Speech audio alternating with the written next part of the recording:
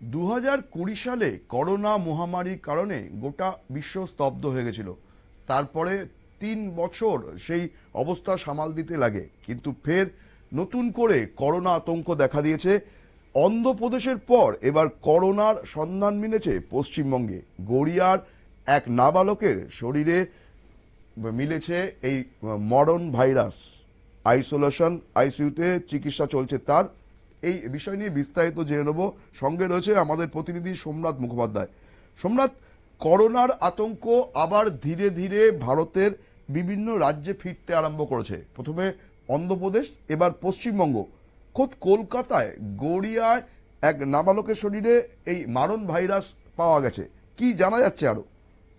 দেখো, জানা যাচ্ছে যে শনিবার সর্দি কাশি জ্বর নিয়ে একটি নাবালক 10-11 বছর একটি নাবালক কিন্তু পিয়ারলেস হসপিটালে যায়, বেসরকারি একটি হসপিটালে, এবং তারপরে তার একাধিক টেস্ট করার পরে তাকে কিন্তু তার শরীরে করোনা পজিটিভ দেখা দেয়। সাথে সাথে তাকে কিন্তু আইসোলেশনে রেখে তার চিকিৎসা হচ্ছে। পাশাপাশি তার মাকেও কিন্তু আইসোলেশনে রাখা হয়েছে।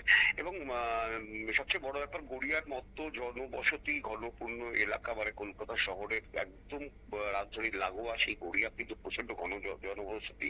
সেই এলাকায় কি করে করোনা ছড়াচ্ছে সেটা নিয়ে কিন্তু একটা চিন্তার বিষয়।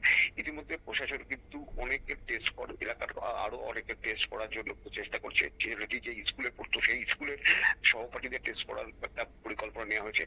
এই ছেলেটির সাথে, এই নাবালকের সাথে কিন্তু কোন রকম ভাবে অন্ধ্রপ্রদেশের কানেকশন পায়নি, এবং সুতরাং কলকাতা যে করোনা মজুদ আছে সেটা কিন্তু উড়িয়ে দিতে পারছে না প্রশাসন। এবং চিকিৎসক মহলে মানে যথেষ্ট রকম কিন্তু উদ্বেগ দেখা দিয়েছে। কারণ করোনার ফলে কিন্তু নতুন করে কলকাতায় একটা আতঙ্ক শুরু হয়েছে। এই ঘটনা যখন আজকে সকালে যখন সামনে আসে তারপর থেকেই, যে আবার কি লকডাউন, আবার কি সেই ফিরে যাওয়া 2020 2021, এই আতঙ্ক কিন্তু এখন কলকাতার বাসীর মুখে রীতিমতো ছাপ ফেলে দিয়েছে। সৌম্য, ধন্যবাদ সোমনাথ। আমরা কথা বলে নিচ্ছিলাম আমাদের প্রতিনিধি সোমনাথ মুখোপাধ্যায়ের সাথে।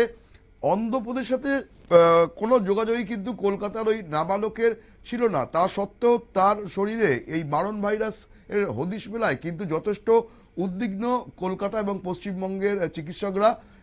খোঁজার চেষ্টা চলছে যে এই করোনা কোথা থেকে উৎস এলো। পাশাপাশি ওই নাবালকের মাকে আইসোলেশনে রাখা হয়েছে, এবং সে যে স্কুলে পড়তো সেই স্কুলের অন্যান্য পড়ুয়াদেরও কিন্তু পরীক্ষা করানোর একটা চিন্তা ভাবনা চলছে।